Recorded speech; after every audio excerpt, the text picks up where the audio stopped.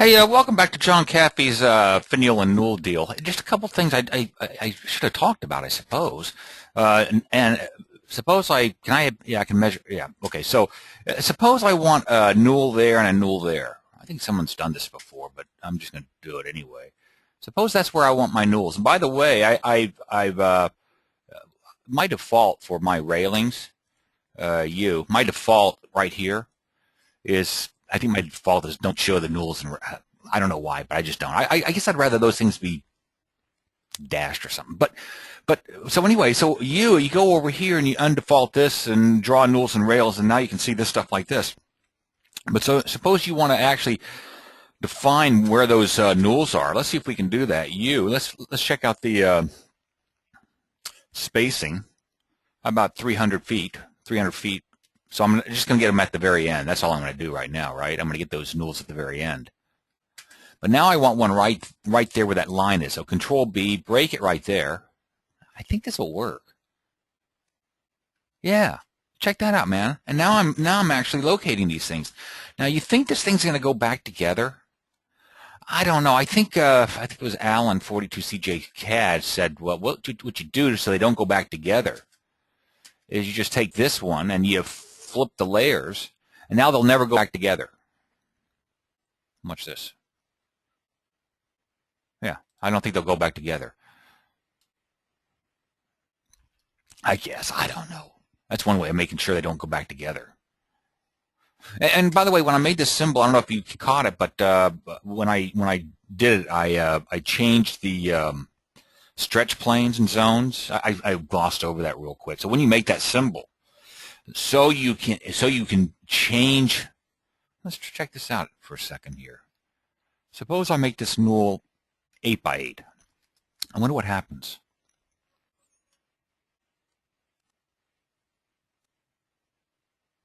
Yeah, I don't know what happened. Nothing good.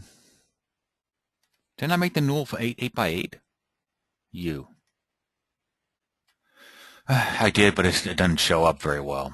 So it's because I broke it, I suppose. Control C, Control V, stick it right there.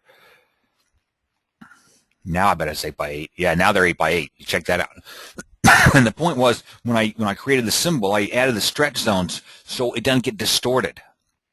So it doesn't get distorted, because if I come over here and I want to raise, suppose I want this to be 6 feet tall. If you don't put the stretch plane in the right location, the you know what's going to get screwed up. The finial will change its. Oh, looks like it did change its size, didn't it? Oh, it sure did. Wow, I wonder why. I wouldn't have thought it would have. Notice how the finial got taller? I would have thought it would have stayed the same, because I put the stretch zone. Where did I put the stretch zone? You think those are the same height? Bump, bump. Bump, bump. Maybe they are the same height still. Well, let's check it out.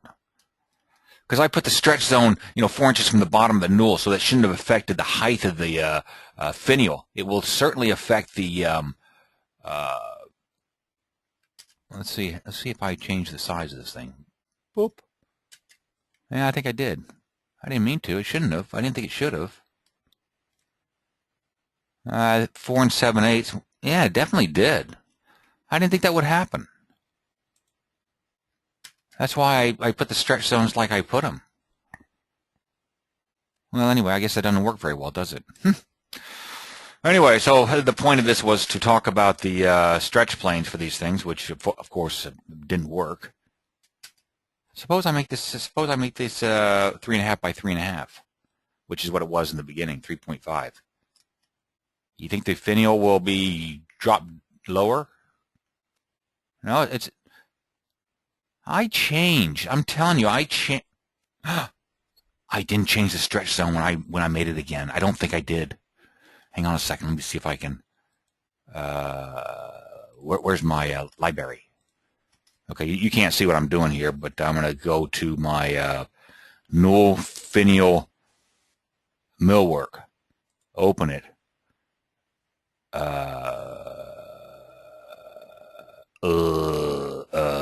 Open. Sizing. Yeah, see, I didn't change this. So this needs to be 0. This needs to be minus 1.75, and this needs to be 4, just 4 inches up from the bottom, okay? So now let's see if I can, library.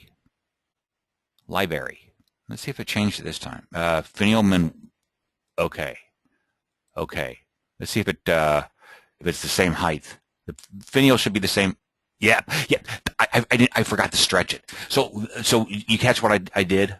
The stretch zone is 4 inches up from the bottom, so it expands right there, 4 inches from the bottom of the newel, which means the height of this newel stays the same the whole time. Now, of course, if I come back here and check this newel and I make it 8 by 8, it's going to get wider in 2 directions, but it's not going to get taller. Watch this.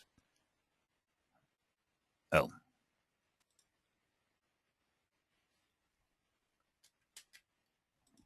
Yeah. Huh. I made it, well, let's try it again. W. Yeah, there it is. Yeah, I guess I had to reshoot the shot again, but you could see, oh. Hey, why isn't that, you? Did I do something? Is there some? Check that out. Why is that? I mean, why didn't it make it square this time, huh?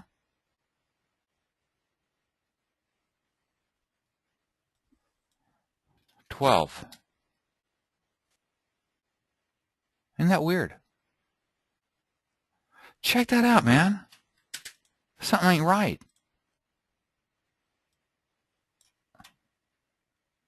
You think it's a half post?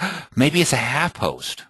No, hang on. Control B, break this right here. Let's see if I get a square one.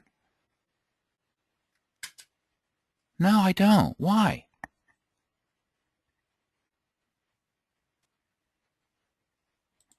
Looks good in plan view, doesn't it? Look at this one. Control C, Control V over here. Oh. Yeah, look at this. This is square. Why isn't the other one square? U. 12. 12 by 12 should be square, right? Yeah. What do you think I did wrong on this one? It's the same thing, man. Control C, Control V, stick it right there. Let's see what I get. Maybe did I change something? No, look at that. U.